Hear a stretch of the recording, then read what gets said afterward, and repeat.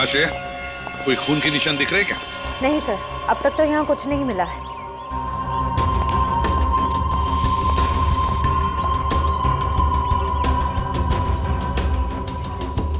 Watchman, कल रात duty पर थे ना तुम? साहब मैं ही था। तो फिर तुमने देखा कैसे नहीं किसी को ऊपर से गिरते हुए? साहब रात में मैं ही यहाँ पे बैठा हुआ था। ये मेम साहब अचानक यहाँ आई और बोलने लगी कि सूरज ऊपर से कूद गया। अच्छा एक बात बताओ, कल कोई अनजान आदमी आया था कल रात को यहाँ इस विंग में? नहीं साहब, इस विंग में जो लोग रहते हैं वही लोग आए थे साहब। आप चाहें तो मैं आपको रजिस्टर भी दिखा सकता हूँ साहब। सर, हाँ? सर खून के कोई ट्रेसेस नहीं मिले वहाँ पे। ऐसे कैसे हो सकता है? आप लोगों को कुछ सबूत मिला है ना बालकनी में किसी की मौजूदगी का?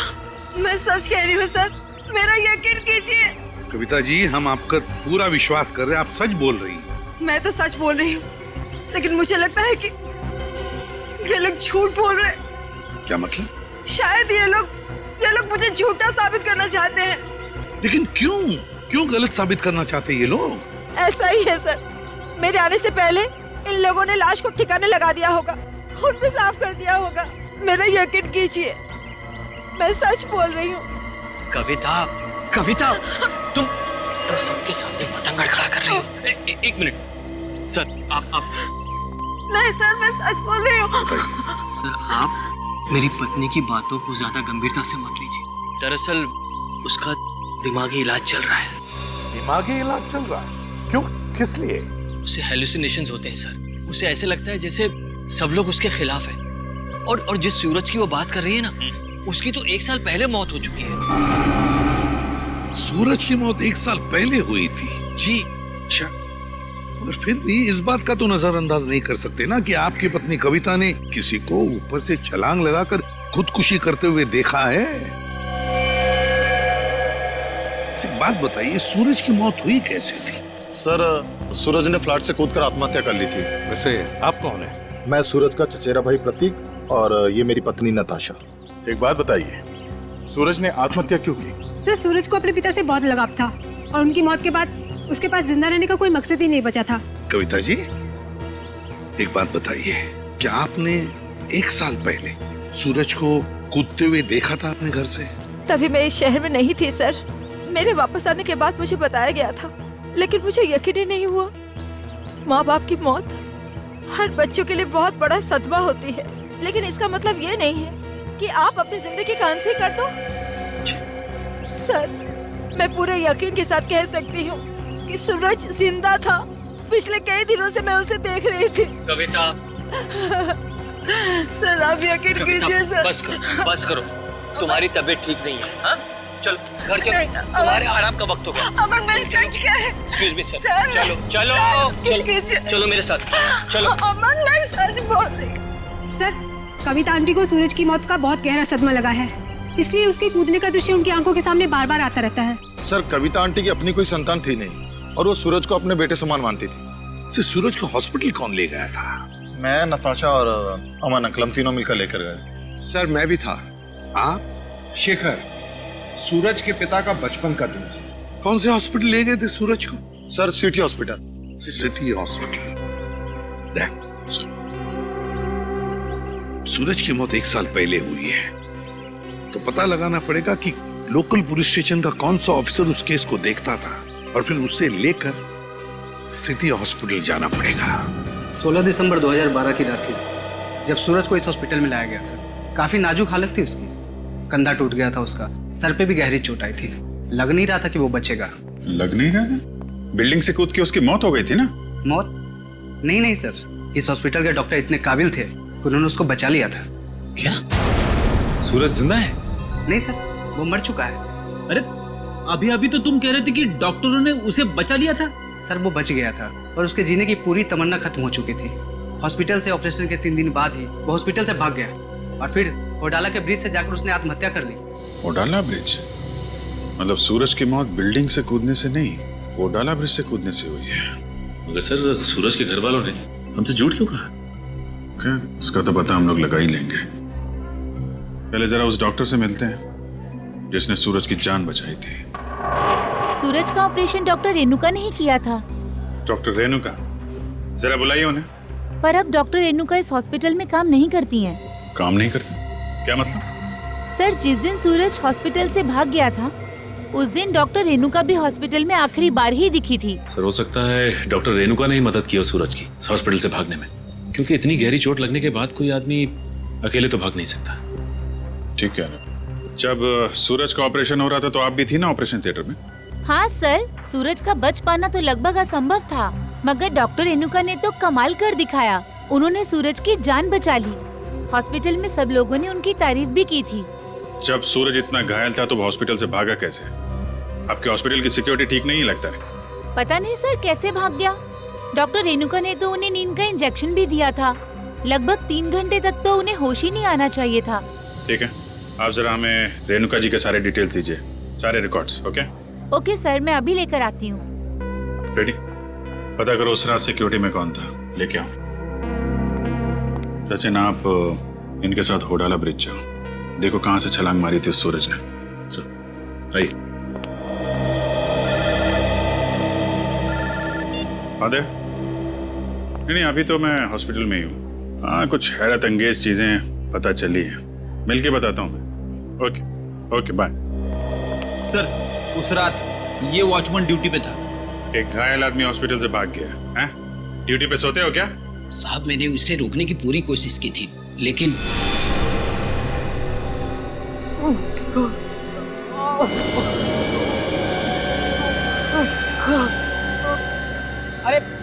अरे साहब आप कहाँ जा रहे हैं? अपने काम से काम रख। ऐसे मैं आपको नहीं जाने दे सकता साहब। मेरे बीच में बैठ जा वरना फिर जान ले लूंगा।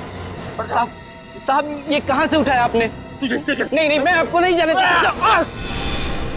ये देखिए साहब, उस चोट का निशान आज तक है। सूरज ने होडाला ब्रिज से कूद के आत्महत्या की और ये बात उसके घर वालों ने हमसे छुपाई है। कोई तो ऐसा राज है जिस पर वो लोग पर्दा डालने की कोशिश कर रहे हैं। क्या सूरज की मौत बिल्डिंग से कूदने से नहीं बल्कि होराला ब्रिज से छलांग लगाने से हुई थी? और इतनी बड़ी बात तुम लोगों ने मुझसे क्यों छुपाई? सिर्फ आप ही से नहीं कविता जी, इतनी बड़ी बात सीआईडी से भी छुपाई गई है।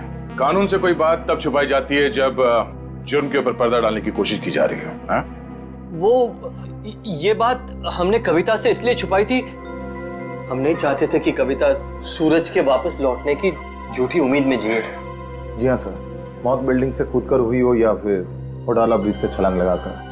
सच तो ये है कि सूरज अब कभी भी लौटकर वापस हमारी जिंदगी में नहीं आया।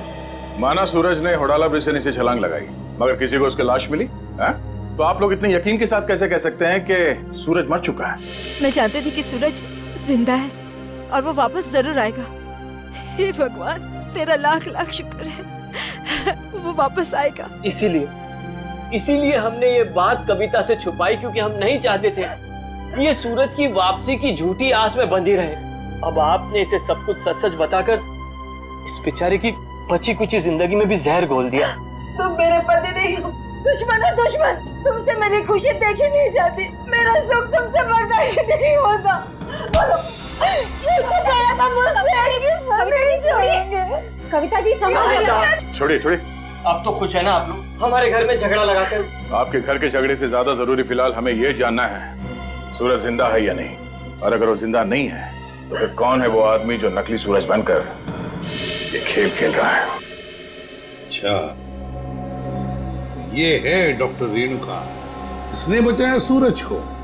हाँ सर, इनके घर पे पूछताछ करने पे इनके नौकर ने बताया कि हॉस्पिटल की नौकरी छोड़ने के 1 हफ्ते बाद ये सिंगापुर चली गई थी। हॉस्पिटल से नौकरी छोड़ने के बाद ये सिंगापुर चली गई, तो फिर कभी न कभी तो वापस आती होगी। नहीं सर, वापस आना तो दूर की बात है, इन्होंने एक फोन तक नहीं किया। अरे, एक फोन तक नहीं किया? बड़ी अजीब बात है। कोई अपना घर नौकर पर सौंप जाता है तो कभी न कभी फोन करके पूछताछ तो करता है घर की हालत के बारे में। हाँ सर, पर इन्होंने ऐसा बिल्कुल नहीं किया। और सर, नौकरों की पगार हर महीने सीधे उनके अकाउंट्स में डाल दी जाती है, वो भी कैश। नहीं, कुछ और ही चक्कर है, कुछ और ही चक्कर है ये। सर ये धीरज, इन्होंने सूरज को होडाला ब्रिज से कूदते हुए देखा था 1 साल। क्या तुम्हें पूरा यकीन है कि वो सूरज ही था? जी सर, पुलिस ने उस वक्त उसकी फोटो दिखाई थी, वही सूरज था। क्या यही था वो? हैं? जी सर, यही सूरज था। अगर तुमने सूरज को ब्रिज से कूदते हुए देखा तो तुमने उसे बचाने की कोशिश क्यों नहीं की? रोका क्यों नहीं उसे? सर मुझे नहीं मालूम था कि ये कूदने वाला है। मैंने समझा कि बस यूं ही टहलने के लिए आया होगा। जब तक मैं कुछ समझ पाता इन्होंने वहां से छलांग लगा दी। कब हुआ ये? सर रात तकरीबन 1 बजे की। रात के 1 बजे? तो क्या मैं पूछ सकता हूँ कि रात के 1 बजे आप वहां क्या कर रहे थे ओडाला ब्रिज पर? सर वो क्या है ना कि मैं एक लेखक हूँ। जब कभी कहानी लिखते लिखते अटक जाता हूँ तो वहाँ टहलने के लिए निकल पड़ता हूँ, इस उम्मीद से कि शायद कोई नई प्रेरणा मिल जाए। लेकिन जब से ये हादसा हुआ है ना सर, मैंने उस ब्रिज पे जाना बंद कर दिया है। वैसे आप लिखते क्या है? सर मैं उपन्यास लिखता हूँ, नोवेल्स। ठीक है धीरज, थैंक यू वेरी मच। तुम जा सकते हो। अगर जरूरत पड़े तो हम तुम्हें फिर से बुला लेंगे। सर ये ओडाला ब्रिज के नीचे के पानी का बहाव बहुत तेज है सर। अगर कोई भी आदमी ऊपर से नीचे गिरता है तो उसका बचना अब नामुमकिन है सर। और तो और सर पुलिस वालों ने उस जगह की अच्छी तरीके से छानबीन करवाई थी गोताखोरों से, लेकिन सूरज की लाश नहीं मिली थी सर। हो सकता है कि तेज बहाव की वजह से वो सूरज को ढूंढ नहीं पाए होंगे, या फिर किसी न किसी वजह से सूरज डूबने से बच गया। सर अगर ये सूरज बच गया है तो सिर्फ कविता जी को क्यों दिखाई देता है? अमन जी या बाकी लोगों को क्यों नहीं? वही तो, अगर ये बच गए तो सिर्फ कविता को ही कैसे दिखता है और किसी को क्यों नहीं दिखता? नहीं नहीं नहीं नहीं नहीं नहीं, कुछ ना कुछ तो गड़बड़ जरूर है, क्योंकि अगर ये बच गया तो सबके सामने क्यों नहीं आता है? सर शायद ये कविता जी का कोई वहम। नहीं नहीं नहीं निखिल, ये कोई वहम नहीं है, कोई वहम नहीं है। अगर ये कविता जी का वहम होता तो सूरज की घर की बालकनी के रेलिंग पर जो धूल जमा हुई थी उसमें से इतना सा हिस्सा ही साफ कैसे मिला हमको? इतना सा हिस्सा साफ कैसे मिला? उसका एक ही मतलब है कि कोई ना कोई तो था सूरज के घर में, कोई ना कोई तो गया था सूरज के घर में जिसे कविता ने देख लिया। मगर कौन गया था सूरज के घर में? है कौन ये? इसका पता तो लगाना ही पड़ेगा।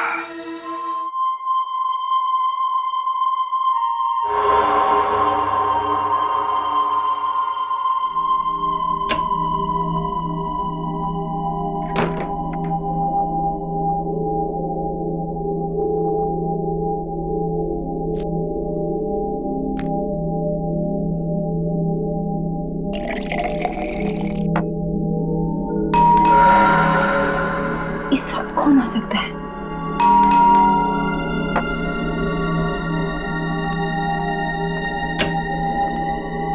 कौन है?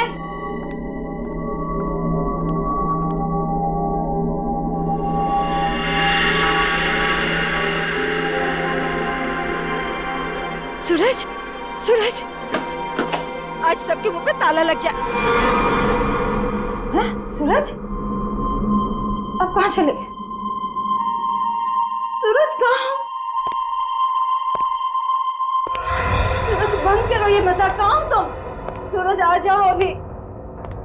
सूरज मेरी आंखें तरस गई है तुम्हें देखने के लिए। सूरज, सूरज कहाँ हो सूरज तुम? सूरज, सूरज। कविता आंटी, सूरज तुम ऊपर जा रहे हो ना? आप ठीक हो ना? मुझे तुम्हारे कदमों की आवाज आ रही है। सूरज रुक जाओ। आप ऊपर क्यों जा रही हो? सूरज रुक जाओ, रुक जाओ सूरज। कविता आंटी इस वक्त आप छत पर क्यों जा रही है? सूरज, सुना ही नहीं होगा। सूरज, सूरज मैं जानती हूँ कि तुम छत पर आके छिपे हो। देखो अब अच्छे बच्चे की तरह वापस आ जाओ। अब मेरे सब्र का और इम्तिहान मत लो सूरज। कहाँ हो तुम? अब अगर तुम 5 गिनने तक बाहर नहीं आए ना, मैं तुमसे कभी बात नहीं करूंगी। 1, 2, 3, 4।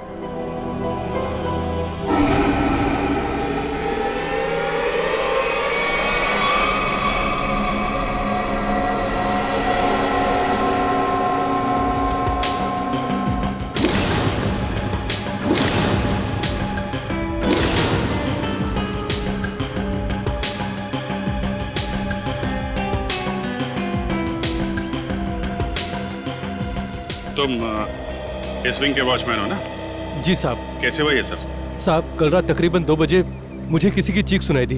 देखा तो कविता मैम साहब लहूलुहान जमीन पर पड़ी हुई थी। सर मैं सोच भी नहीं सकता था कि सूरज के गम में कविता आत्महत्या। पता नहीं आजकल के लोग इतना कमजोर क्यों हो गए। दुख बर्दाश्त करने की किसी में भी शक्ति नहीं रही। सर ये देखिए।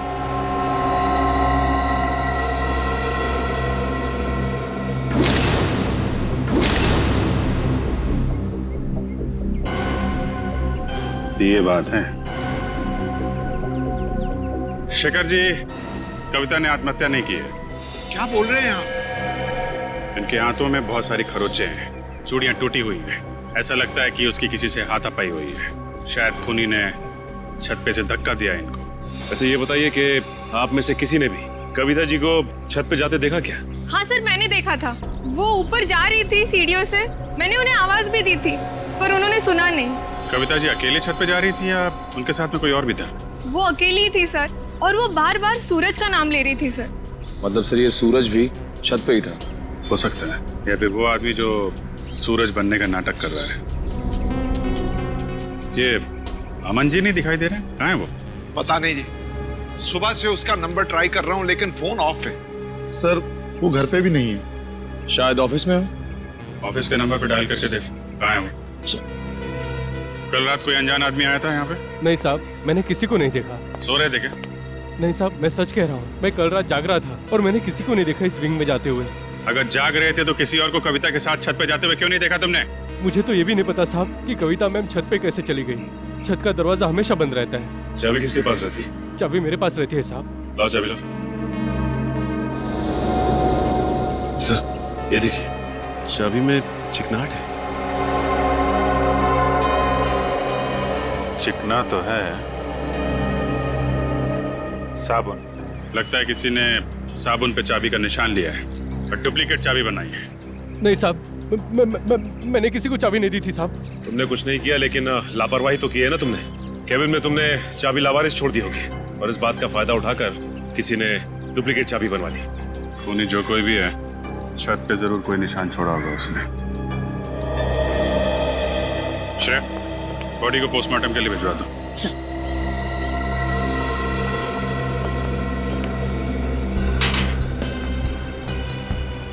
यहां से गिरी है।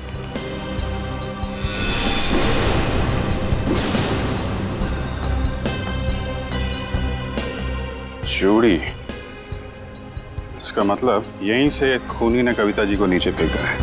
यहीं पे हाथापाई हुई होगी और खूनी ने कविता को यहां से फेंक दिया है।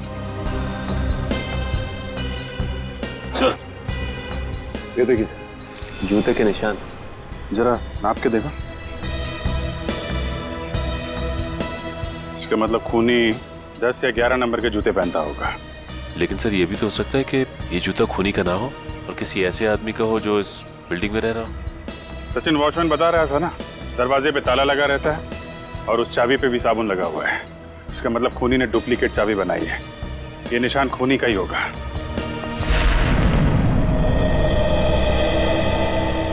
क्या पता चला ऑफिसर? सर उनके ऑफिस ने बताया कि अमन जी कल दिल्ली जाने वाले थे कॉन्फ्रेंस के लिए, लेकिन वो दिल्ली पहुंचे ही नहीं। दिल्ली पहुंचे ही नहीं? हाँ सर, उनकी फ्लाइट की टिकट ही बुक थी, लेकिन वो मुंबई एयरपोर्ट तक ही नहीं पहुंचे। सर कहीं ऐसा तो नहीं कि अमन जी ने ही कविता जी को? कैसी बात कर रही हैं आप? अमन कविता से बहुत प्यार करता था और वो कविता के लिए अपनी जान तक दे सकता था। ऐसी बात है तो फिर अमन गायब क्यों हो गया? बीवी की मौत हो गई और पति लापता? सर मुझे शुरू से ही अमन के हाव भाव कुछ ठीक नहीं लग रहे थे। क्या मतलब? सर अमन जी शुरू से ही हमारे परिवार के वकील रह चुके हैं। सूरज के माता पिता की मौत के बाद उन्होंने कभी किसी को बताया ही नहीं कि जायदाद का बंटवारा कैसे होगा। सर मुझे लगता है अमन के दिल में खोट है, वो खुद ही सारी जायदाद हड़पना चाहता है। और हो सकता है कविता आंटी को सूरज बन के डराने के खेल में उन्हीं का हाथ हो। खैर अमन इसमें शामिल है कि नहीं ये तो हम लोग पता लगा ही लेंगे, लेकिन ये बात तय है कि ये सारा खेल जायदाद की वजह से ही रचा जा रहा है। सूरज अगर बिल्डिंग में आया था तो आसपास जरूर किसी ने देखा होगा। हाँ सर, सामने पान की दुकान है सर। अरे भाई सुनो, आइए साहब, 4 पान लगा देता हूँ। मैडम के लिए मीठा पान, चेरी वाला। अरे नहीं, पान बाद में खाएंगे, थोड़ी बात कर लेते हैं पहले। हाँ जी कहिए। अच्छा ये बताइए कि आपकी दुकान कितने बजे तक खुली रहती है? सुबह 9 से रात के 11 बजे तक। क्या आपने इस आदमी को कल इस इलाके में देखा था? अरे आप लोग तो ऐसे बातें कर रहे हैं जैसे आप लोग सीआईडी वाले हैं। ठीक पहचाना आपने? अरे आप तो सचमुच में सीआईडी वाले हैं। देखा था इसको? जी साहब, कल रात को इस आदमी को देखा था। ठीक से याद है तुम्हें? कोई धोखा तो नहीं हो रहा? जी साहब, मेरी नजर 6x6 की है, कभी धोखा नहीं खाती। मतलब सर सूरज जिंदा है? इसका मतलब वो जो जूतों के निशान हमें बिल्डिंग की छत पे मिले थे वो सूरज के थे और उससे नहीं कविता को मारा है। मतलब सर ये जुर्म अमन और सूरज दोनों मिलके कर रहे हैं। ये भी तो हो सकता है कि कविता जी का खून सूरज ने किया और अमन को जबरदस्ती ले गया अपने साथ। लेकिन सर कविता जी तो सूरज के लिए उनकी माँ की तरह थी, फिर उन्होंने कविता जी को छत से क्यों गिराया होगा? साहब, क्या इस आदमी ने किसी को छत से धक्का दे दिया? शायद किसी का खून किया है इसने। और कुछ जानते हो इस आदमी के बारे में? जी साहब, इसने अपनी कार गलत जगह पार्क की थी। टोइंग वाला आया और कार उठा के लेके चला गया। कहाँ पे पार्क की थी गाड़ी? वहाँ साहब, वहाँ खड़ी थी। XYZ 040925। पता लगा किसके नाम पे रजिस्टर्ड है ये कार? अच्छा वो सर इस सूरज का ठिकाना मिल गया, वरना ये आदमी तो अपनी टो हुई गाड़ी लेने भी नहीं आया है। और आता भी कहते चोरी की गाड़ी जो थी एक एक कदम फूक फूक के रख रहा है ये सूरज। हाँ सर, और छुपने के लिए भी उसने एक ऐसा ठिकाना चुना जो एक NRI का। हाँ, एक NRI का, एक ऐसा आदमी जो महीनों तक अपनी घर की हालत देखने के लिए आता तक नहीं। यहाँ पे ताला लगा हुआ है। खोल दो।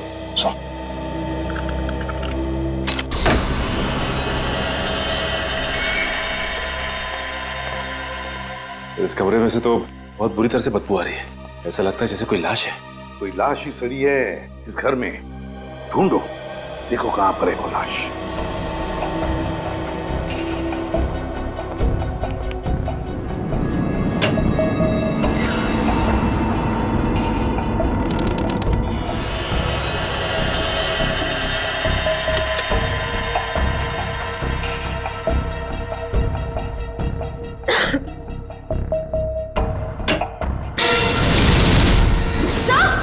हाँ सर जल्दी आइए।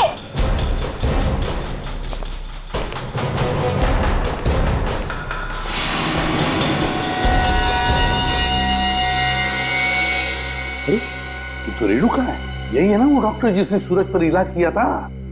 हाँ सर, ये रेणुका ही है। लेकिन सर इसके नौकर ने तो बताया था कि रेणुका सिंगापुर गई। जरूर रेणुका ने झूठ कहा था अपने नौकर को कि वो सिंगापुर जा रही है। सर ये देखिए, गले पे निशान। ऐसा लगता है किसी तार से गला घोंट के मारा गया है। बिल्कुल पतला सा था, और जिस तरह से बदबू आ रही है, जिस तरह से ये लाश सड़ी है, लगता है 2-3 दिन तो हुए हैं इस खून को। सर ये देखिए, उसके हाथ पे भी निशान है। वो इधर भी।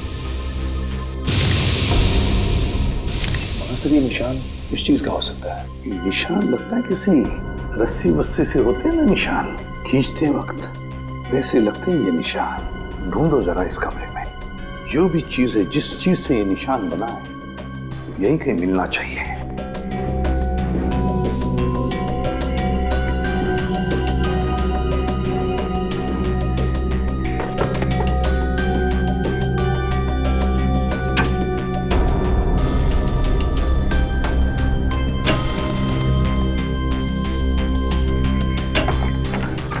माय गॉड, सचिन ये देखो क्या है यहाँ पर कबर्ड में। डमी।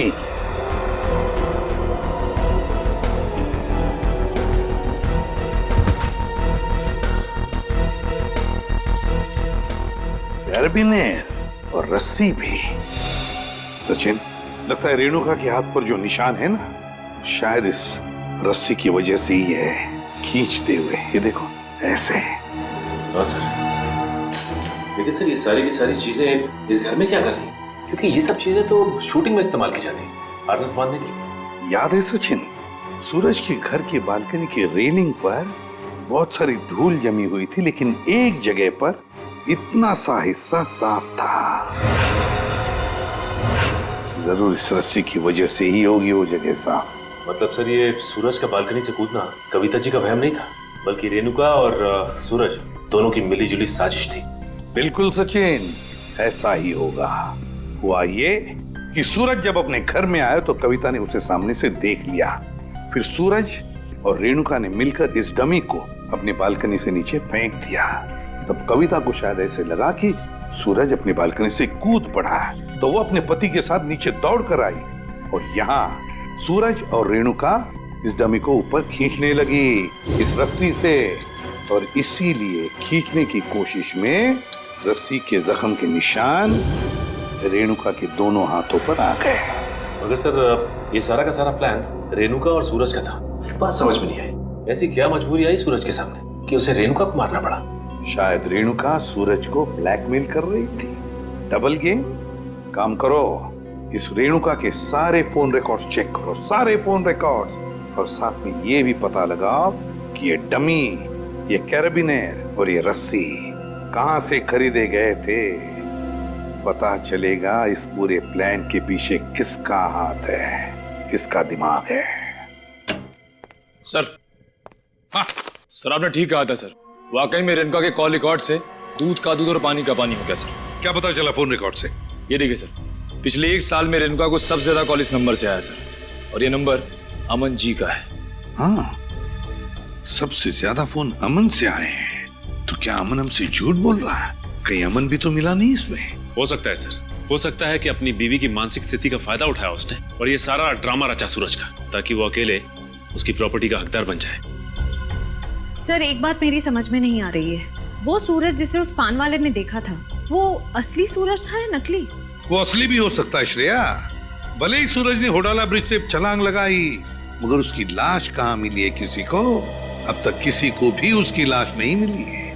लेकिन सर, सूरज को तो काफी लगाव था कविता जी से, तो वो ऐसी हरकत क्यों करेगा? कहीं ऐसा तो नहीं कि ये सूरज नकली है? आद्या, क्या? Great work Sachin. पता चल गया उस दुकान का जहां से वो डमी खरीदा गया था। अब पता चलेगा कि असली सूरज कौन था और नकली सूरज कौन। सर, हीरोइन की वीक्स तो मैं आपको 20 तरह की भिजवा सकता हूँ सर। आप सुनिए तो सर, पर आपकी एक्ट्रेस इतनी सनकी है, उसे एक भी वीक पसंद नहीं आता सर। हाँ ठीक है, भिजवा तो दूंगा, पर हाँ, हर वीक का 1500 रुपया लगेगा डिपॉजिट के तौर पर। मंजूर है? Okay sir. क्या भाई साहब, मेरे लायक भी कोई विग है क्या? हाँ, क्यों नहीं सर, 1 मिनट। हाँ सर, आपकी पर्सनैलिटी को देख के ये विग जचेगा सर। नहीं, मेरे हिसाब से इनके ऊपर ये विग सूट करेगी, और मेरे ऊपर ये वाली, और फ्रेडी तुम्हारे ऊपर ये थोड़े लंबे बाल चाहिए ना, इनके ऊपर ये वाला जचेगा। सर, ये कैसा मजाक है? मजाक नहीं, हम लोग सीआईडी से हैं। सीआईडी? जी हाँ। कौन आया था इनमें से आपके पास? नहीं सर, कोई नहीं आया था सर। ध्यान से देखो, हो सकता है इनमें से कोई आदमी ये डमी लेने आया हो। हाँ सर, ये डमी तो वो आदमी किराए पर लेकर गया था सर, और वापस आ ही नहीं सर। कौन था वो आदमी? सर एक मिनट, मैं देख के बताता हूँ। अब मिल गया, धीरज नाम था उसका सर। सर, उस आदमी का नाम भी तो धीरज था ना, जिसने सूरज को ब्रिज से कूदते हुए देखा था। अच्छा भाई साहब, ये उस आदमी के चेहरे पे कोई कटा हुआ निशान था क्या? हाँ सर, ऐसा ही कटा हुआ निशान था सर। तो ये धीरज भी शामिल है इस षड्यंत्र में, अमन और रेणुका के साथ। रेडी? पता लगाओ इस धीरज का मोबाइल इस वक्त कहाँ पे है। अरे वो पिक्चर देखी है मैंने यार, बहुत घटिया है। अरे क्या बात कर रहा है यार, वो पिक्चर इतनी घटिया कैसे हो सकती है? भाई उसका डायरेक्टर जाना माना है, और गाने जबरदस्त, एकदम जबरदस्त हैं। कानून के गाने भी बहुत जबरदस्त होते हैं। कानून के गाने? आप लोग, अरे अभी गाना शुरू नहीं किया, कहाँ जा रहे हो? अरे सुनो तो। अरे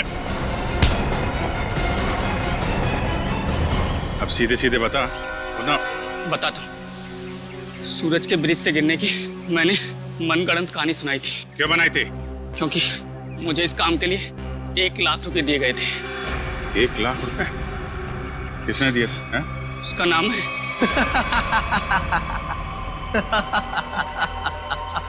क्यों किया तुमने कविता के साथ ये सब? और और मुझे यहाँ इस तरह बांध कर तुम्हें क्या मिलेगा? सुकून, ढेर सारा सुकून। ठीक उसी तरह जिस तरह मौत की दुनिया से निकलकर जिंदा लोगों की दुनिया में आकर मिलता है, वो सुकून। बकवास बंद करो। ना तुम कभी मरे थे और ना ही तुम सूरज हो। बहरूपिये हो तुम, बहरूपिये। अरे बाप रे, तुम्हें तो सब पता है।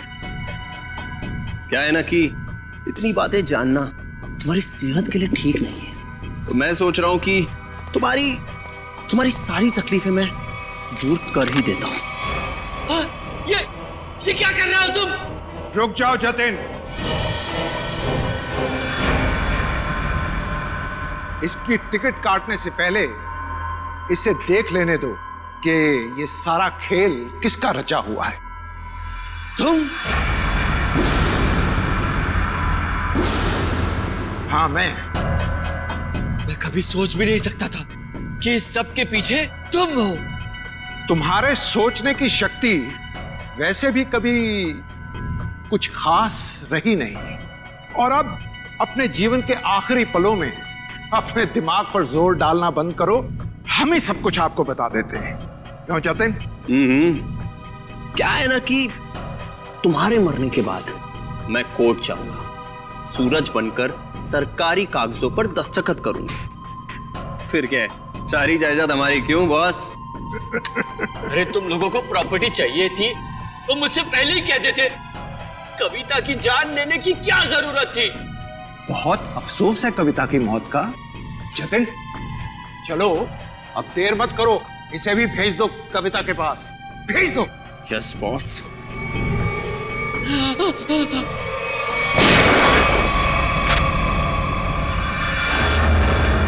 सब कुछ सुन लिया हम लोगों ने। अगर बाकी मुजरिम भी आप लोगों की तरह अपना जुर्म अपने आप कबूल कर लें तो सीआईडी का काम काफी आसान हो जाएगा। क्यों शेखर जी, आपका क्या कहना है? अरे रे रे रे रे, इतने भयानक मुजरिम को इतने आसानी से नहीं भागने देंगे हम लोग। क्यों किया ये सब? सूरज को उसके पिता से बहुत लगाव था, और उसकी मौत के बाद उसके जीवन में कोई रुचि नहीं रह गई थी।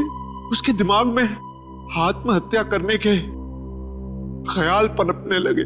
इसलिए तुमने सोचा कि सूरज को तो प्रॉपर्टी में कोई इंटरेस्ट है नहीं, तो क्यों ना बहती गंगा में हाथ धो लिया जाए, उसकी प्रॉपर्टी हथिया ली जाए। हाँ, इसलिए जब पहली बार सूरज ने बिल्डिंग से कूदकर आत्महत्या करने की कोशिश की तो तुरंत मैं उसे हॉस्पिटल लेकर गया ताकि किसी तरह से भी उसकी जान बच जाए, और वो अपनी सारी दौलत मेरे नाम कर दे। और जैसे ही रेणुका को पता चला कि करोड़ों रुपए तुम्हारे हाथ लग गए तो उसने अपना हिस्सा मांगना शुरू कर दिया तुमसे। हाँ, लेकिन गड़बड़ तब हुई जब वो दोबारा हॉस्पिटल से भाग गया।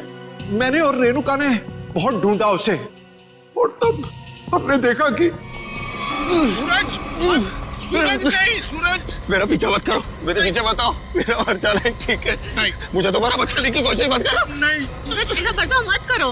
किसी एक आदमी के चले ऐसे जिंदगी खत्म नहीं हो जाती। वो मेरे पापा थे। पापा, तुम लोग क्या समझोगे मेरे पापा के बारे में? नहीं सूरज, नहीं नहीं नहीं, मुझे छोड़ दो।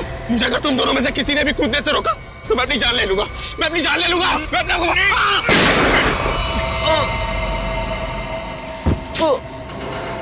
क्या सूरज को तुमने मार डाला? जानबूझकर नहीं मारा, गलती से गोली चल गई थी, और फिर उसकी लाश को हमने नीमवाड़ी के जंगल में दफना दी। और फिर धीरज को तुमने अपना झूठा गवाह बना लिया ताकि कानून को गुमराह कर सको। हाँ, और जब हमें जतिन मिला जो सूरज का हम शक्ल था, तो मुझे ऐसा लगा कि शायद कुदरत यही चाहती है कि मैं करोड़ों का मालिक बनूं, वरना ऐसा संयोग क्यों होता? कुछ संयोग इसलिए होते हैं कि ताकि अपराधियों को उनके किए हुए की सजा मिल सके। तुम दोनों फांसी की तैयारी करो, फांसी होगी तुमको, फांसी।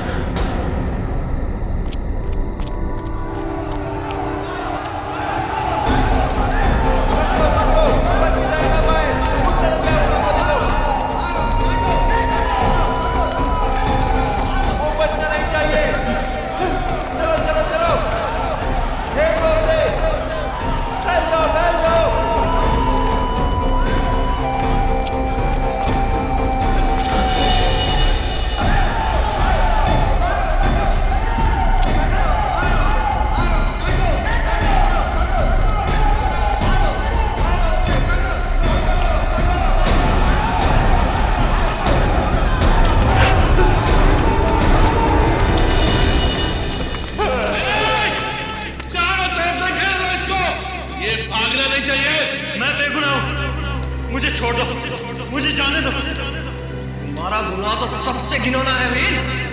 तुमने अपने ज़मीर को, अपनी आत्मा को बेच दिया, अपने ही देशवासियों को धोखा दिया। तुम्हारी वजह से हमारे 2 क्रांतिकारी भाई इंग्लैंडों के हाथ मारे गए।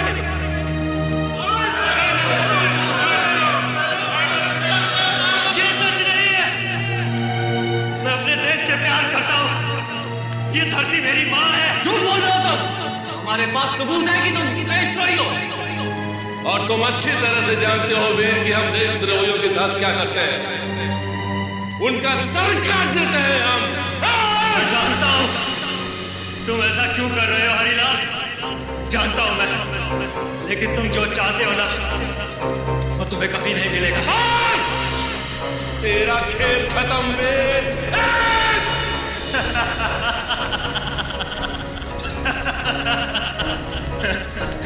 इस जन्म में तो तुम सब लोग जीत गए, लेकिन ये सब खत्म नहीं हुआ। मैं वापिस आऊंगा अपने अपमान का बदला लेने, और तुम सबको मार डालूंगा, तुम सबको मार डालूंगा।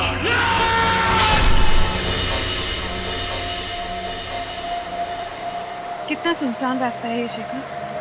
बुरे बुरे ख्याल आ रहे हैं दिमाग में। मेरा तो सर दर्द करने लगा है। नेहा, बस हम थोड़ी देर में पहुंच जाएंगे। मेरा गांव बहुत प्यारा है, तुम्हें यहाँ बहुत अच्छा लगेगा। 20 एकड़ की जमीन है हमारी यहाँ। इसका मतलब हम यहाँ पर अपना एक हॉलिडे होम बना सकते हैं। वैसे ख्याल बुरा नहीं है। हाँ। ये क्या हो रहा है शेखर? क्या हुआ शेखर? पता नहीं, गाड़ी क्यों रुक गई? गाड़ी स्टार्ट नहीं हो रही है। मैं चेक करता हूँ।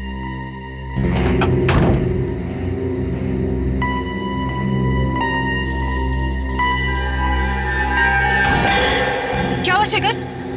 नेहा, लगता है गाड़ी खराब हो गई है। मैं मैकेनिक को बुला के लाता हूँ। नहीं, मैं यहाँ अकेले नहीं रहूंगी, मैं तुम्हारे साथ चलूं। अरे तुम्हारा सर दर्द कर रहा है, तुम यहीं पे बैठो, मैं 2 मिनट में आया।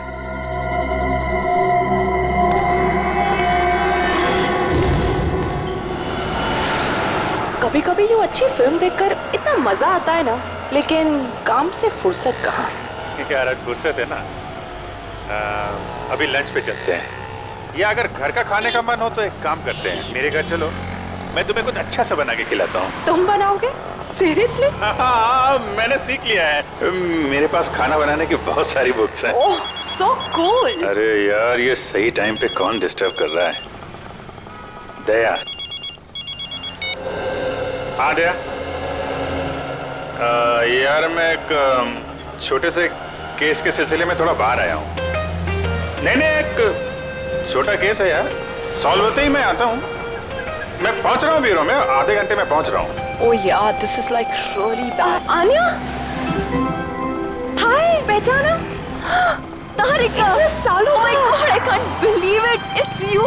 Oh God, after so many years, yeah. Abhijit, ये है आन्या, मेरी कॉलेज फ्रेंड, और आन्या, ये है अभिजीत।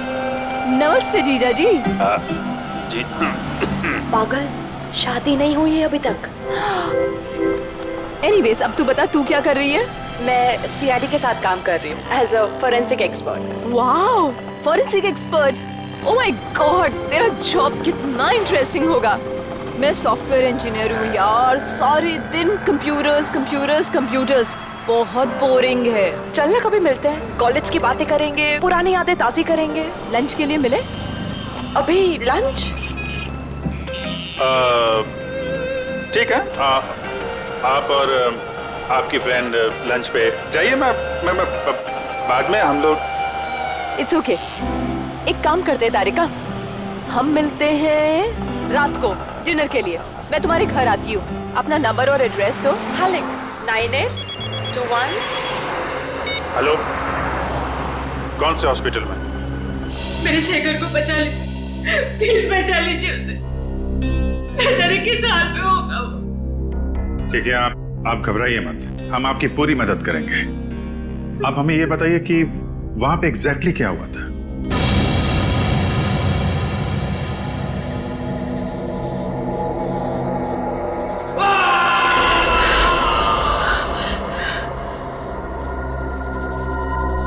एक घंटा हो गया, शेखर अभी तक नहीं आया।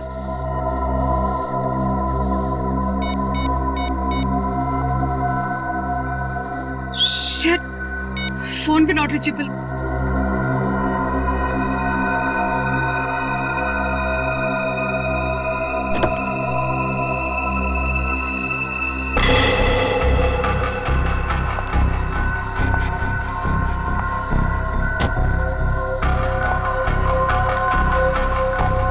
शेखर,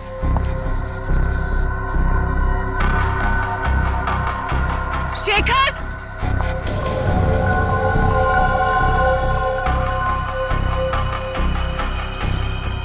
शेखर की गाड़ी यहाँ क्या?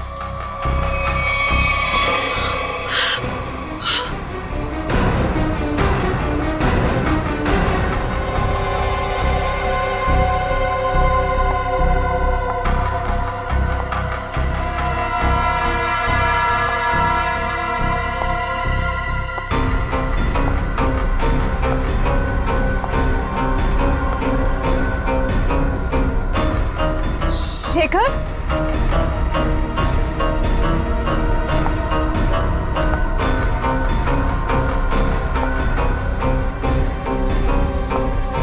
शेखर,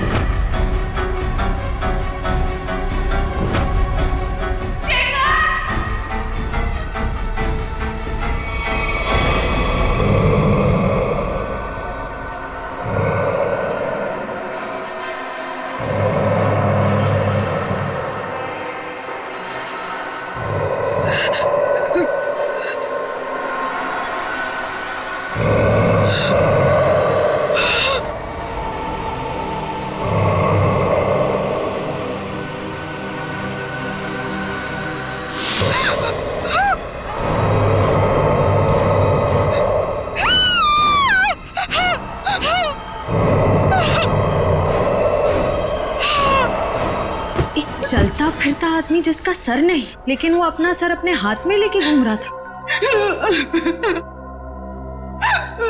नेहा जी, काफी अंधेरा था, तो हो सकता है कि आपने अंधेरे में कुछ और देखा। आप लोग मेरी बात का यकीन क्यों नहीं कर रहे?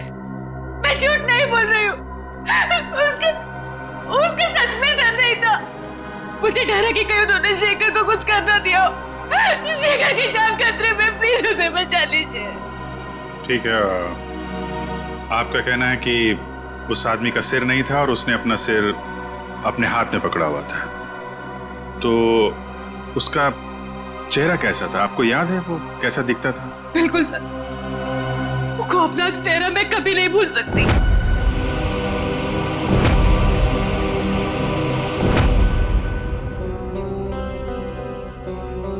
ठीक है, हम एक स्केच आर्टिस्ट को यहाँ भेजते हैं। आप उस चेहरे का स्केच बनाने में मदद कीजिए उसकी, ठीक है? जी।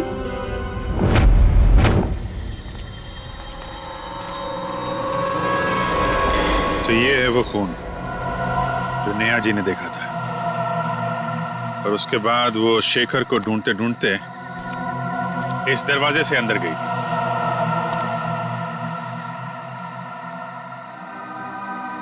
जहां पे उन्होंने उस आदमी को देखा था जिसका सिर नहीं था। उसने अपना सिर अपने हाथ में पकड़ रखा था।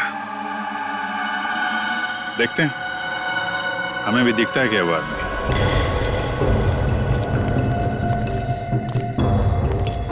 सच, उस तरफ देखो।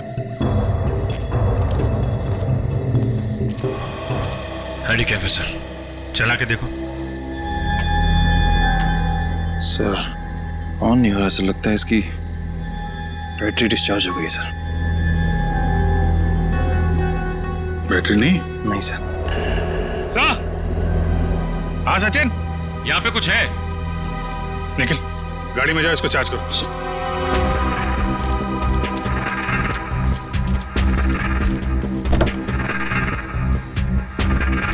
हाँ सचिन, ये देखिए सर, कटा हुआ हाथ। हाथ?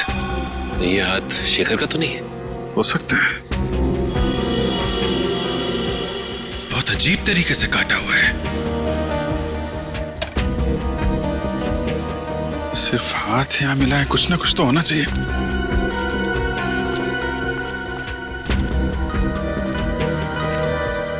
ठीक है,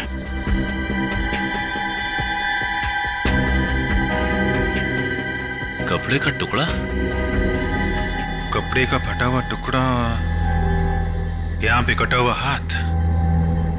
हुआ क्या यहाँ पे? पानी गिल।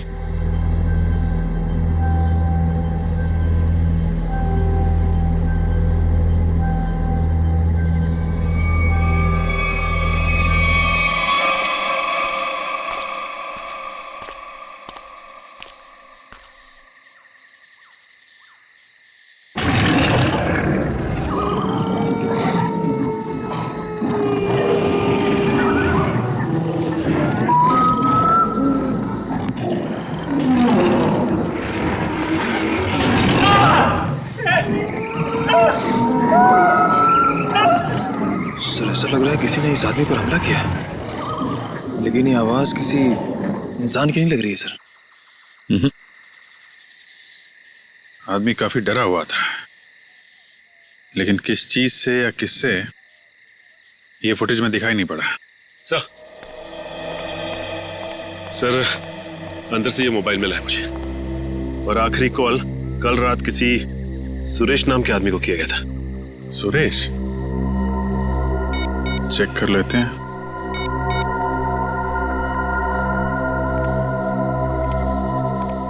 हेलो, माफ कीजिएगा, मैं अमर नहीं बोल रहा हूं जी। मैं सीनियर इंस्पेक्टर अभिजीत बोल रहा हूं सीआईडी से। देखिए, अभी तो मैं आपको कुछ बता नहीं सकता। सुरेश जी, एक काम कीजिए, कल सुबह आप सीआईडी ब्यूरो आ सकते हैं? Okay okay, thank you. ये सुशीलपुरी गांव वालों से भी मिलते हैं, देखते हैं उनका क्या कहना है इस कटे सिर वाले आदमी के बारे में। कुछ पता चला ये आदमी कौन है? नहीं सर, हमारे डेटाबेस में इसका कोई रिकॉर्ड नहीं है। एक काम करो, इस स्केच को हमारे सारे खबरियों को और सभी पुलिस स्टेशन में भिजवा दो। ये पता लगाना बहुत जरूरी है ये चेहरा है किसका। सर, ये सुरेश जी है। उस फुटेज में जो आदमी था वो इनके लिए काम करता था। क्या काम करता था?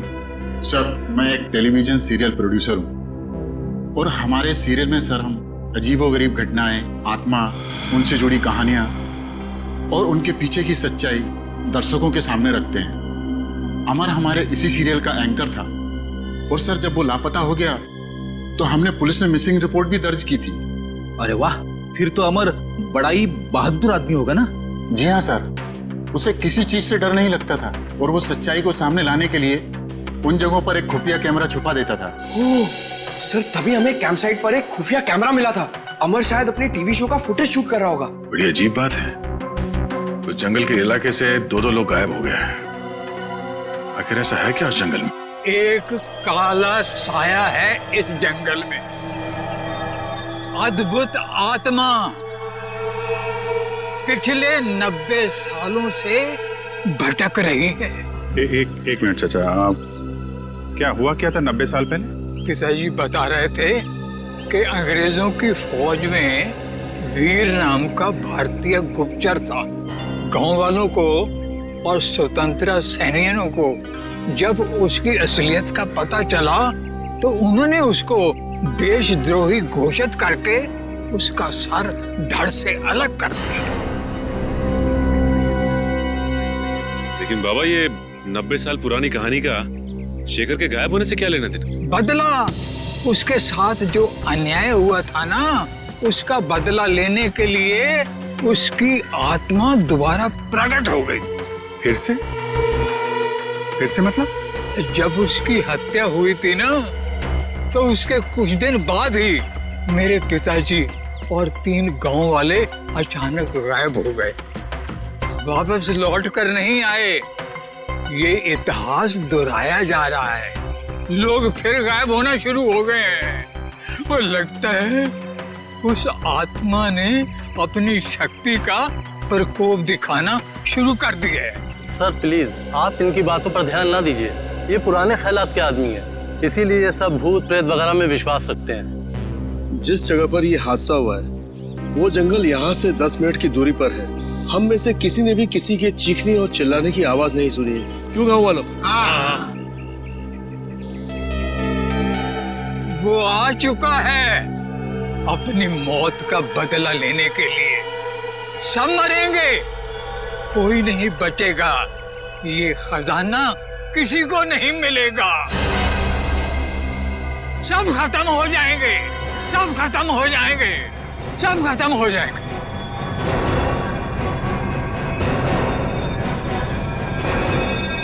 खजाना? ये किस खजाने की बात कर रहे हैं आप? सर रामू चाचा की दवाई का समय हो गया और आराम का भी। वो डॉक्टरों ने ज्यादा बोलने के लिए मना किया ना इन्हें, वरना इनके याददाश्त पे गलत असर पड़ेगा सर। ठीक है, आप लोग रामू चाचा को ले जा सकते हैं, लेकिन अमर और शेखर के बारे में कुछ भी पता चले तो आप लोग हमें फौरन इन्फॉर्म कीजिएगा। जी जी जी चलिए चाचा, चलिए चाचा, चलिए। जंगल से जो हाथ तुम लोगों को मिला है वो हाथ शेखर का नहीं है, अमर का। ये आप इतने यकीन के साथ कैसे कह सकते हैं? अमर की डीएनए रिपोर्ट और उसका क्रिमिनल रिकॉर्ड हमारे क्रिमिनल डाटाबेस में है और इस हाथ का डीएनए उस रिकॉर्ड से मैच होता है। इसका मतलब अमर हो गया सालूम के साथ? मगर जंगल में अभी तक हमें उसकी लाश नहीं मिली है फ्रेडी। एक बात और, अमर का हाथ किसी तेज हथियार से नहीं काटा गया है, क्योंकि उसके हाथ पर ऐसा कोई निशान नहीं है जिससे बात साबित हो सके। सर तो फिर खूनी ने हाथ को शरीर से अलग कैसे किया? उखाड़ लिया। उसका हाथ किसी ने बहुत ताकत से उखाड़ कर शरीर से अलग कर दिया। और एक बात, जंगल से मिले इस कपड़े की जांच की है मैंने। ये कपड़ा बहुत पुराना है, 1920 के जमाने के आसपास का।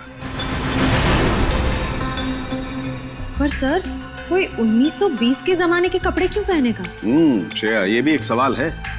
मगर फिलहाल मैं ये बताऊं कि इस कपड़े के टुकड़े पर मुझे बारूद के ट्रेसेस मिले। ऐसा बारूद जो ब्रिटिश फौज अपनी बंदूक की गोलियों में इस्तेमाल करती थी। सर उस बुजुर्ग आदमी ने कहा था कि वीर फिरंगी सेना में था और 1920 में बहुत भयानक मौत मरा था। और ये कपड़ा भी 1920 साल के कपड़े। वीर जी की आत्मा वापस आ गई है और वो लोगों के खून करके अपना बदला ले रही है सर। ये सब किसी का षड्यंत्र है। सच्चाई जानने के लिए हमें सबसे पहले ये पता करना होगा कि 1920 में एग्जैक्टली हुआ क्या था। सर एक वेल नोन हिस्टोरियन है मिस्टर प्रशांत। उन्होंने 20वीं सदी के ब्रिटिश राज पर कई किताबें लिखी हैं और उस जमाने के स्वतंत्रता सेनानियों पर रिसर्च भी किया है। हम उनसे जाकर मिल सकते हैं। तुम ठीक कह रही हो श्रेया, हमें फौरन इस प्रशांत जी से मिलना होगा और हमें यह भी पता करना होगा कि शहर में से कितने लोग हैं जो ये हथियार और पुराने पिस्तल इकट्ठा करते हैं। हो सकता है उन्हीं में से कोई गुनहगार हो।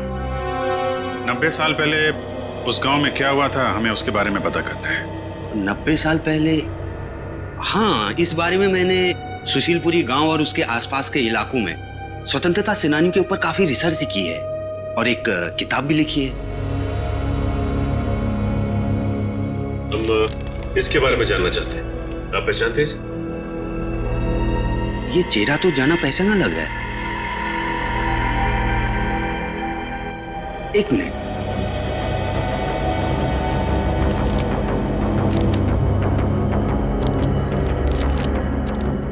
ये देखिए,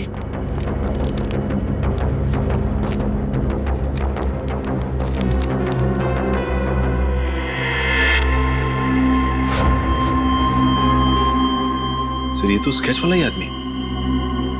कौन है आदमी? इसका नाम वीर है। ये उस समय का जाना माना स्वतंत्रता सेनानी था और वर्ल्ड वॉर 1 में इसने ब्रिटिश आर्मी की तरफ से एक जंग भी लड़ी थी। सुना इस पर गद्दार होने का इल्जाम लगा था, बाद में गांव वालों ने इसका सर धड़ से अलग कर दिया था। देखिए, सुना तो मैंने भी कुछ ऐसा ही है, लेकिन हो सकता है कि वीर के साथ कुछ और ही हुआ हो।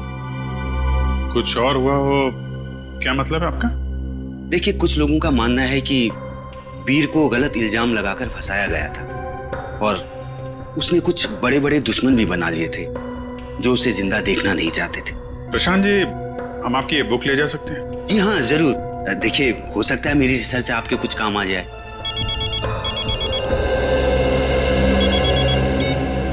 आश्रय, रणविजय जी को पुरानी बंदूकें रखने का शौक है। ठीक है, मिल लेते हैं।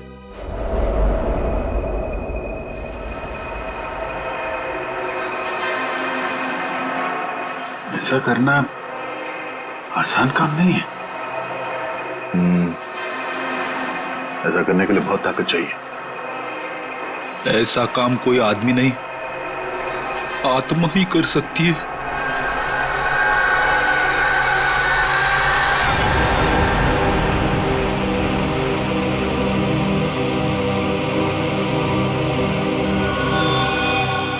सर, हमें तो लग रहा था कि सबके पीछे रणविजय का हाथ है, पर अब किसी ने ऐसे ही मार दिया। एक काम करते हैं, घर की अच्छी तरह से तलाशी लेते हैं। मैं इसे फॉरेंसिक लैब भेजने का इंतजाम करता हूँ।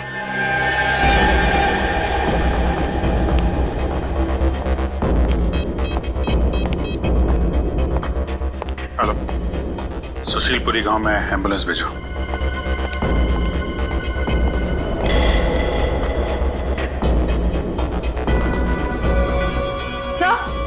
सर, ये 2 गन्स मिली हैं। काफी पुरानी लगती है। लगता नहीं इससे काफी टाइम से फायर हुआ है। नहीं, ये बारूद मिला क्या? सर, जहां ये गन्स मिली वहां तो कोई बारूद नहीं था। आसपास चेक करो, देखो कहीं छुपा के रखा हो। सर, चेक मिला है सर, रणविजय के नाम का। 15 लाख रुपए का चेक, वो भी कल के तारीख का है। इतनी बड़ी रकम का चेक किसने दिया होगा रणविजय को, और क्यों? जगदीश जी, आपने रणविजय को 15 लाख रुपए का चेक दिया है। इतनी मोटी रकम किस लिए? सर, रणविजय जी से हमने कुछ पुश्तैनी सामान खरीदा था, उसी के एवज में हमने ये चेक दिया था। ओह, क्या हम वो चीजें देख सकते हैं? सॉरी सर, वो सारी चीजें बिक गई हैं। सारी चीजें बिक गई? जी। किसने खरीदी ये चीजें? सर, एक मैडम जी आई थी, उन्होंने रणविजय जी की सारी चीजें खरीद ली। कौन मैडम है, आप जानते हैं? सर, मैं उन्हें नहीं पहचानता, वो यहाँ फर्स्ट टाइम आई थी। अच्छा, उसके बारे में और कुछ बता सकते हैं? कैसी दिखती थी, कितनी उम्र होगी, क्या नाम बताया था उन्होंने? सर, उन्होंने अपना नाम रश्मि बताया था। ये कोई 25-26 की रही होंगी। काला चश्मा पहन रखा था और स्कार्फ बांध रखा था। सर, मतलब ये जो भी हैं अपनी पहचान छुपाना चाहती हैं। अच्छा, ये पेमेंट कैसे की थी? कैश से दिया था। सर, अब इस लड़की के बारे में पता कैसे करेंगे? सर, यहाँ पर जो भी सामान खरीदता है, हम उसकी एक फोटो निकाल लेते हैं अपने रेफरेंस के लिए।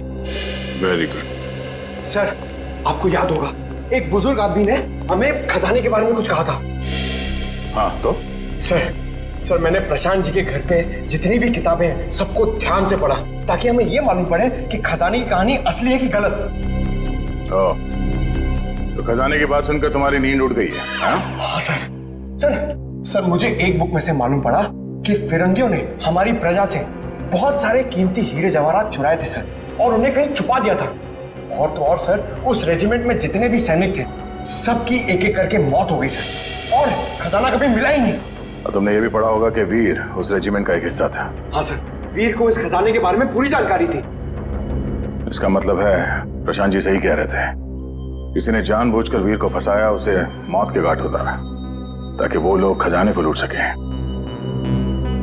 सर, मुझे तो लगता है शेखर जी का गायब होना और रणविजय जी की मौत, ये खजाने के चक्कर में हुई है। सर, एक खास बात पता चली है। उस किताब में लिखा हुआ है कि सालों पहले वीर जी को मारने के फैसले के पीछे 3 लोगों का हाथ था। ये 3 लोग कौन है? सर, उनके नाम थे हरिलाल, भूषण और जोगिंदर। उनके परिवार के बारे में मैंने छानबीन की तो पता चला कि हम उनके पोतों को जानते हैं। हम उनके पोतों को जानते हैं? हाँ सर, पहले हैं शेखर जी जो गायब हैं, दूसरे हैं रणविजय जी जिनकी मौत हो चुकी है, और तीसरे हैं मदन लाल जी। इसका मतलब सर, खूनी उन लोगों के परिवार को मानना चाहता है जिन्होंने सालों पहले वीर जी को मारा था। जिनमें से एक गायब है और एक की मौत हो चुकी है। सर अगर ऐसी बात है तो खूनी के अगले शिकार मदन लाल जी। हाँ श्रेया, एक मिनट। हेलो, मदन लाल जी है घर में? जी नहीं साहब। कहाँ गए? वो भी अभी बाहर गए साहब। कब? अभी। कैसे गए वो? गाड़ी से साहब। गाड़ी का नंबर? SD08JH6611। Okay, thank you. Madan Lal ji अपने घर से निकल गए शहर के लिए। हमें जल्द से जल्द किसी भी हाल में उन्हें रोकना होगा।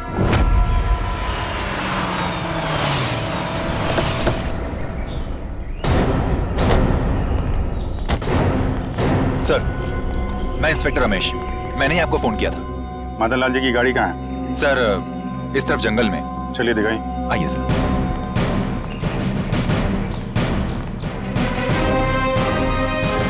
जंगल के अंदर है, इसीलिए रात को गाड़ी सड़क पर दिखाई नहीं पड़ी। ये कौन है? सर, इसी ने कल रात को मदन लाल की गाड़ी को रास्ते से नीचे उतरते देखा था। वैसे बताइए, क्या देखा था आपने? मैं अपने घर जा रहा था सर। मदन लाल जी की गाड़ी मेरी गाड़ी के आगे आ गई थी। अचानक मैंने देखा उनकी गाड़ी रास्ते से उतरकर ये कच्ची सड़क की तरफ चली गई। फिर? उसके बाद मैंने अपनी गाड़ी रोकी और उनकी गाड़ी की तरफ गया। मैंने सोचा उन्हें कुछ हो गया होगा साहब, लेकिन वहां जाकर देखा तो गाड़ी में कोई भी नहीं था साहब। कहाँ है गाड़ी? कहाँ है?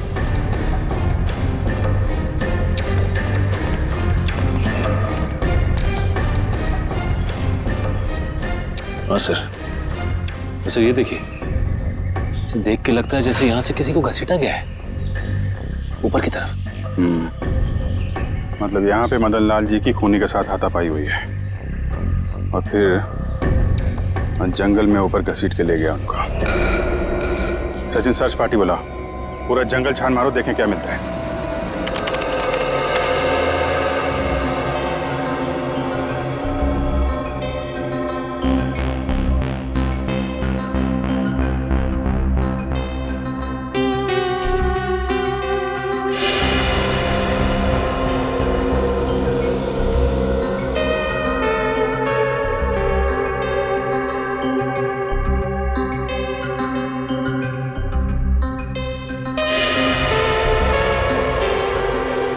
सर, उस ऑक्शन के मालिक ने जिस काले चश्मे वाली औरत के बारे में बताया था, वो अब तक तो कहीं दिखी नहीं है। इसका मतलब है वो औरत जानबूझकर अपनी फोटो खिंचवाना नहीं चाहती थी। एक मिनट श्रेया, ये फोटो फिर से दिखाना, पीछे लो। अब इसको जूम करो। ये ग्लास दिख रहा है ना, इस पे किसी का रिफ्लेक्शन है, पीछे लो।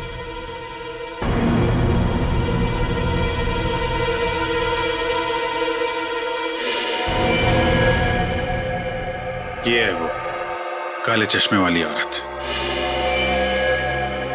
लेकिन इस औरत को तो, इसको मैंने कहीं देखा है, अभी हाल में ही देखा है। अन्या, तारिका की सहेली। तारिका की सहेली? हाँ, कल ही मिला हूं इससे मैं। कल? हाँ, अरे जब वो तुम्हारा फोन आया था ना, तो मैं उसी के साथ था। अच्छा, तुमने तो मुझसे कहा था कि किसी केस के इन्वेस्टिगेशन के लिए गए थे तुम। हाँ? केस? हाँ, नहीं इन्वेस्टिगेट, ऐसा कहा था मैंने। वो छोड़ो यार, वो इस केस पे ध्यान दो। ये देखो, ये तारिका की सहेली अन्या, इसका इस केस से क्या लेने देना? ये तो अन्या बताएगी। अन्या? आन्या? आन्या?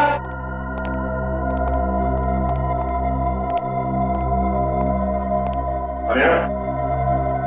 आन्या? अन्या? आन्या?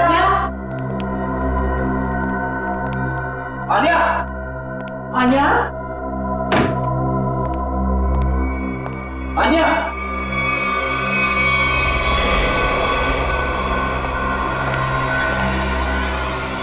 सर!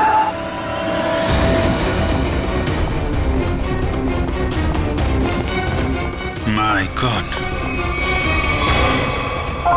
आलिया, आलिया,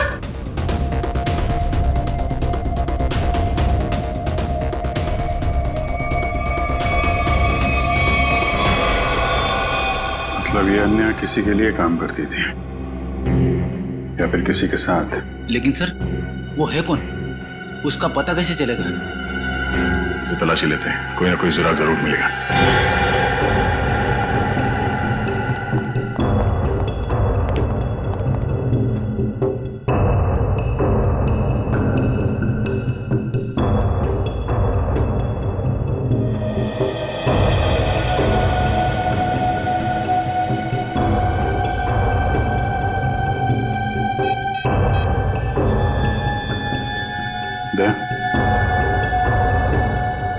आन्या के मोबाइल में अमर की फोटो, लगता है अमर भी शामिल था इस षड्यंत्र में। लेकिन अमर को तो जंगल में मार दिया गया था। उस दिन मुझे लगता है कि कोई तीसरा है जिसने अमर और आन्या दोनों को मार डाला। ये तो है।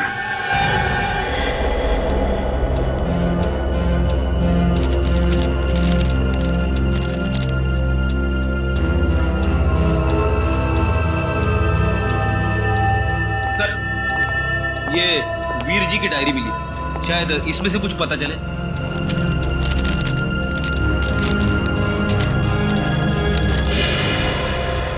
वीर जी ने इसमें अपने बारे में, अपने काम के बारे में और अपने दुश्मनों के बारे में लिखा है।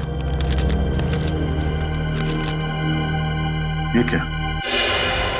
ये एच और सर इसका क्या मतलब हो सकता है? एच? मैंने अभी भी एक किताब देखी यहाँ पे जिसपे एच लिखा हुआ था, 1920।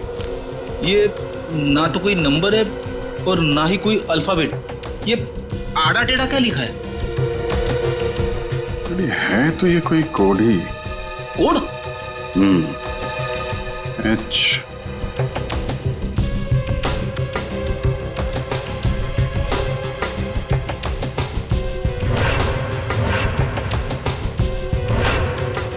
एक मिनट 10, 11। ये तो घड़ी है। अब घड़ी में 2 कैसे बजता है ये मालूम है ना? बड़ी सुई 12 पे, छोटी सुई 2 पे। 2 पे, इसका मतलब ये है 2। फिर ये 7, 7 और ये है 5। H275। मतलब अभिजीत, ऑथर हैरिसन के इस किताब के पेज नंबर 275 में कुछ होना चाहिए।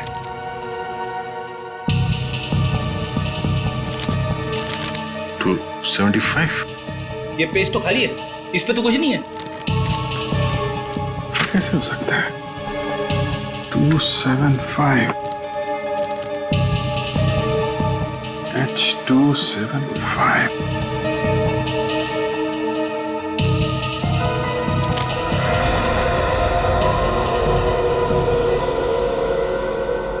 हेयर ड्रायर,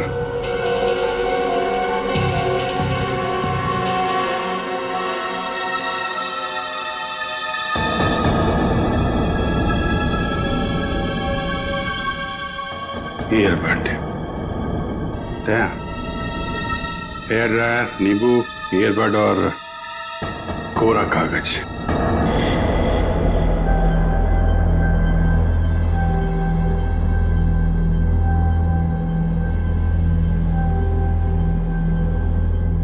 अरे वाह, नींबू निचोड़ने के लिए काम आता है ये तो पता था, लेकिन आज पता चल रहा है कि नींबू के बहुत सारे फायदे हैं। गुणकारी नींबू।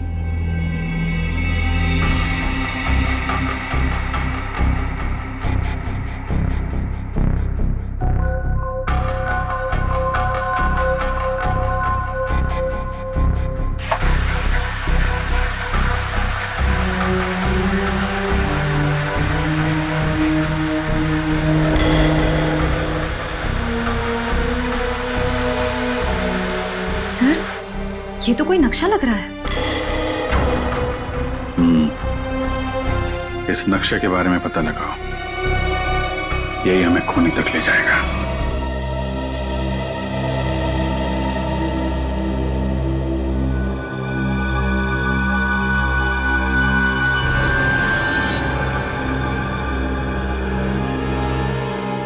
सर, इस नक्शे पर जो वी का निशान बना है वो यही गुफा है, भंडारा की गुफा।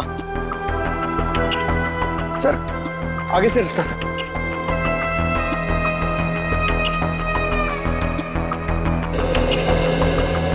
सर नक्शे के हिसाब से खजाना यहीं कहीं होना चाहिए सर। तो फिर यही देखते हैं। एक काम करो, चारों तरफ फैल जाओ, देखो कुछ मिलता है क्या।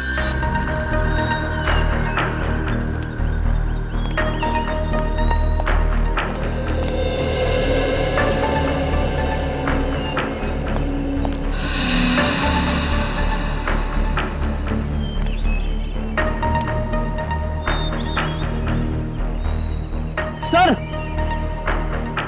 जल्दी आइए।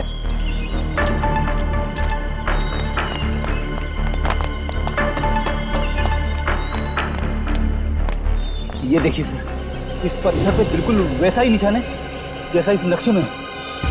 हाँ, और इस पत्थर के आसपास से मिट्टी हाल ही में खोदी हुई लगती है। जरा इन पत्थरों को उठाओ।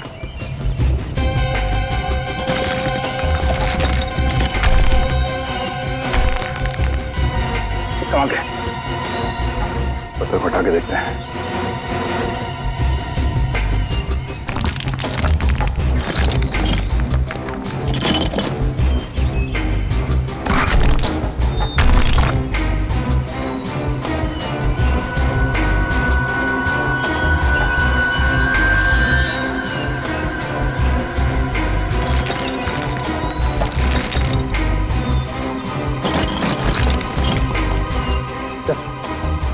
सोने का हार। इसका मतलब कोई खजाना हमसे पहले ले गया। और सर भागते भागते हार यहीं छूट गया सर। खजाना लेके शायद जंगल की ओर गया होगा। चलो।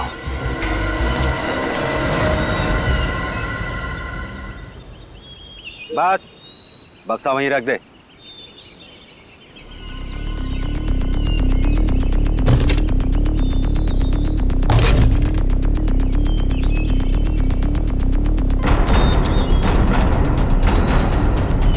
शुक्रिया अमर। अगर तुम और आनिया नहीं होते तो मुझे मेरी असलियत के बारे में मालूम नहीं होता। प्लीज प्लीज देखो, गोली मत चला, मैं तुम्हारे हाथ जोड़ता हूँ। मैंने तुम्हारा क्या बिगाड़ा है? कुछ नहीं, तुम मेरे खिलाफ आखिरी गवाह हो जिसे ये सब मालूम है कि सारे खून मैंने किए। प्लीज प्लीज मैं तुम्हारे हाथ जोड़ता हूँ, मुझे जाने दो प्लीज। प्लीज नहीं, मुझे जाने दो प्लीज, मैं हाथ जोड़ता हूँ प्लीज।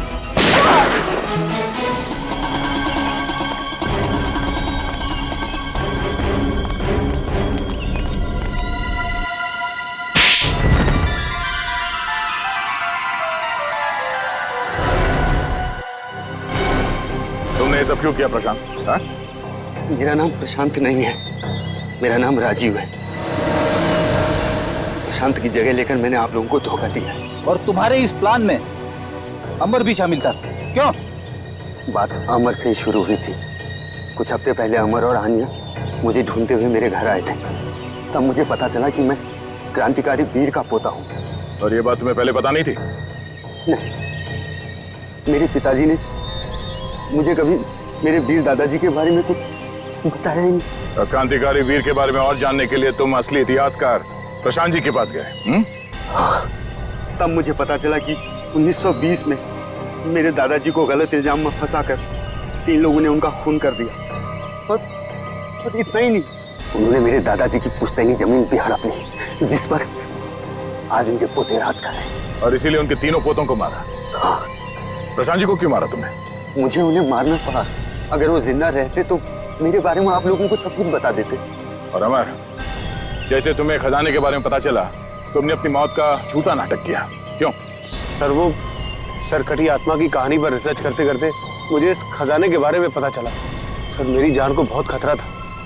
मेरे पीछे कुछ ताकतवर लोग पड़े हुए थे जिनसे मैंने काफी पैसा उधार लिया था और मैं उन्हें समय पे लौटा नहीं पाया था। और वो लोग मुझे जान से मारना चाहते थे।